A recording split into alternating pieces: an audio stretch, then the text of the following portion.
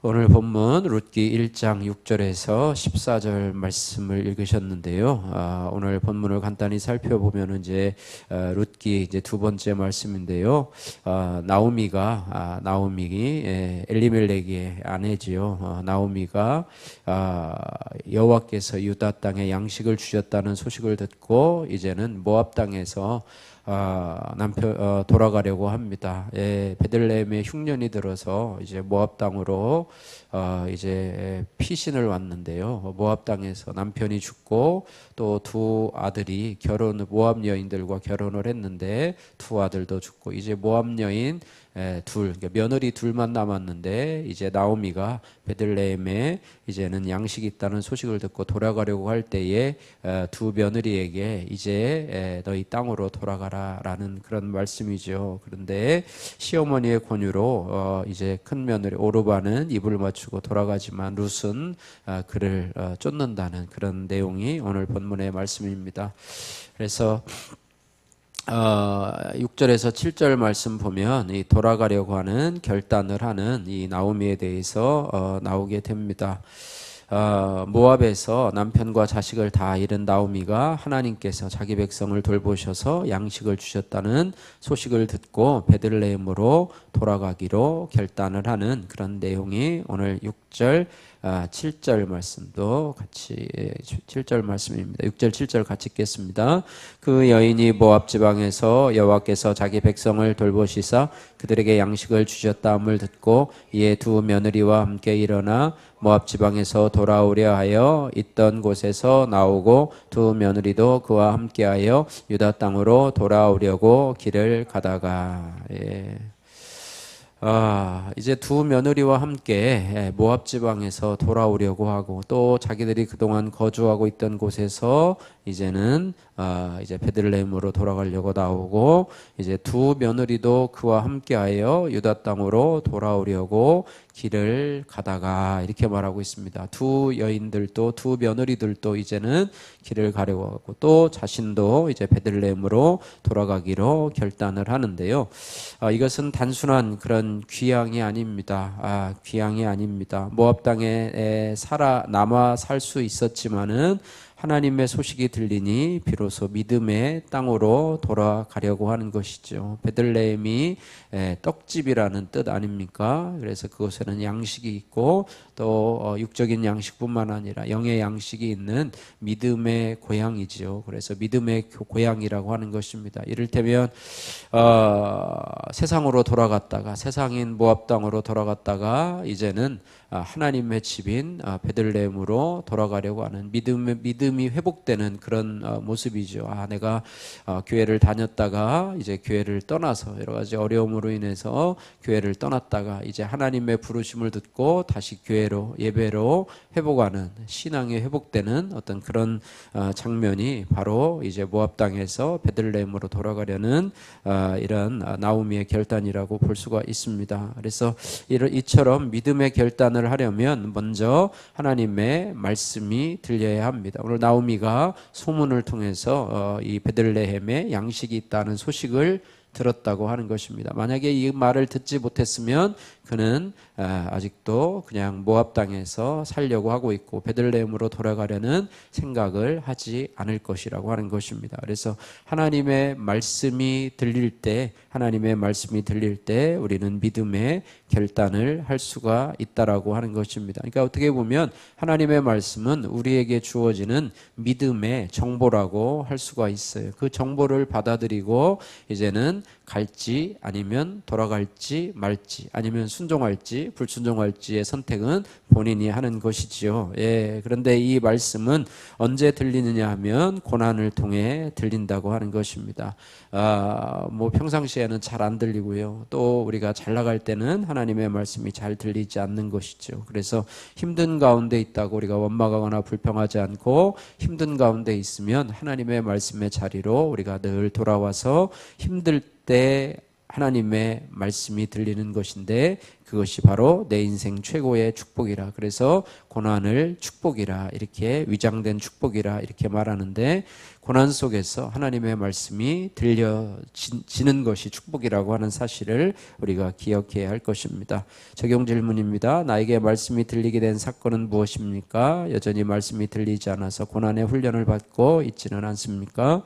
여러분 적용해 보시기를 바라고요. 8절에서 10절 말씀에 이제 유다 땅으로 돌아가는 길에 이제 같이 돌아가는 길에 나오미가 두 며느리에게 이런 제안을 하게 됩니다. 각자 너희 어머니 집으로 돌아가라. 근데 그들은 어차피 유다 사람이 아니라 모압 사람, 이방 땅 모압 사람이잖아요. 그죠? 오늘날로 얘기하면 뭐 필리핀이나 뭐 베트남이나 뭐 라오스나 뭐 이런 며느리잖아요. 그래서 너희 집으로 돌아가라 이렇게 얘기를 하고 있습니다. 8절 말씀 같이 한번 읽습니다. 8절, 9절, 10절까지 같이 한번 읽겠습니다.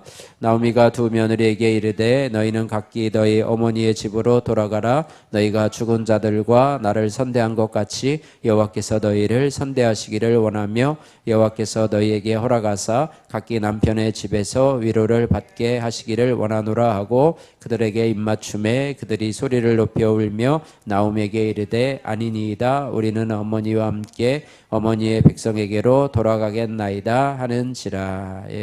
너희 집으로 돌아가라. 너희 어머니의 집으로 돌아가라. 이렇게 권유를 합니다. 어쨌든 이 시어머니 이 나오미는요, 이 시어머니의 권유로 강제로 나와 함께 가자라고 강요할 수 있었지만 그렇지 않습니다.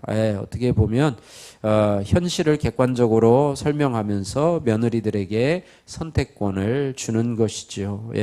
우리의 신앙도 마찬가지입니다. 하나님이 우리에게 선택권을 주십니다. 강요하지 아니하시고 압박하지 아니하시고 선택권을 주십니다. 이처럼 신앙생활은 남에게 강요한다고 되는 것도 아니고 하나님이 강요한다고 해서 우리가 들을 것도 아니고 어쨌든 신앙은 하나님의 손에 온전히 맡겨야 된다고 하는 것입니다. 그래서 신앙의 길은 좁은 길이기에 억지로 강제적으로 할 수가 없어요. 그렇게 하다가는 나중에 며느들이 만약에 베들레헴에 갔는데 가니까 먹을 것도 없고 가서 알잖아요. 보리 추수하는데 가가지고 그래서 이 보리 이삭을 주어야 하나 하고 이렇게 하다 보면 왜 우리 보고 가자 그랬냐고 하면서 시어머니를 원망할 수 있고 그제서야 모압으로 가겠다고 할 수도 있는 그런 상황이기 때문에 너희는 집으로 돌아가라 라고 말하고 있는 것이죠.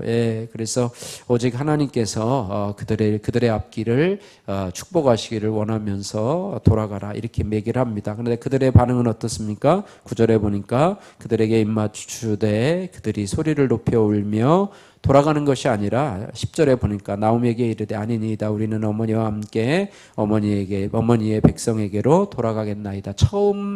처음의 반응은 이래요. 어머니와 함께 따라가겠나이다 라고 하는데요. 어쨌든 그렇습니다. 세 번째는 11절에서 14절에 이제 더 진행이 되지요. 나오미의 권유를 듣고 이제는 오르바는 돌아가지만 룻은 끝까지 나오미를 떠나지 않고 오히려 붙잡는다 이렇게 말해요. 붙잡는다라고 하는 것은 원어로는 떨어지지 않고 꼭 붙어 있다라고 하는 뜻이죠. 그래서 11절 말씀 11절에서 14절 말씀인데요. 14절 말씀 같이 한번 읽겠습니다. 그들이 소리를 높여 다시 울더니 오르바는 그의 시어머니에게 입맞추되 룻은 그를 붙쫓았더라. 아멘. 두 며느리 중에서 오르바는 돌아가지만 룻은 끝까지 나오미를 떠나지 않고 오히려 붙잡게 된다고 하는 것입니다. 이후에 이 오르바의 이름은 성경에서 모압 땅에 남은 오르바의 이름은 성경에서 이제는 완전히 사라지지만 룻의 이름은 다윗과 예수 그리스도의 조상으로 영원히 남는다고 하는 것입니다. 룻이 이것을 알았겠습니까? 선택할 당시에는 그것을 몰랐고 어머니의 신앙을 보면서 나도 시어머니의 신앙을 나도 따라가겠다. 그래서 모압 땅에 남으면 이방신을 섬길 수밖에 없기 때문에 어머니를 내가 따라갔다. 그리고 어머니를 따라간다는 것은 뭐냐면 어머니가 믿는 하나님도 나도 믿겠다라고 하는 그런 신앙의 결단이라고 하는 것입니다. 그래서 룻의 신앙의 결단이 엄청난 결과를 가져온 것처럼 저와 여러분들이 하나님께서 우리에게 주시는 신앙의 결단 속에서 오르바와 같이 그냥 돌아가는 선택을 하면 아무런 그런 유익이 없지만 룻과 같이 순종하는 선택을 하게 되면 믿음의 결단이죠. 앞에 뭐가 이렇게 보장되어 있는 것도 아니고 뭐가 앞에 보이는 것도 아니고 아브라함이 정말로 믿음으로 그 땅을 떠난 것처럼 믿음으로 하나님의 약속을 붙잡고 떠난 것처럼 룻도 역시 마찬가지로 믿음으로 어머니를 쫓아서 어머니의 하나님을 섬기기로 결단한 것입니다.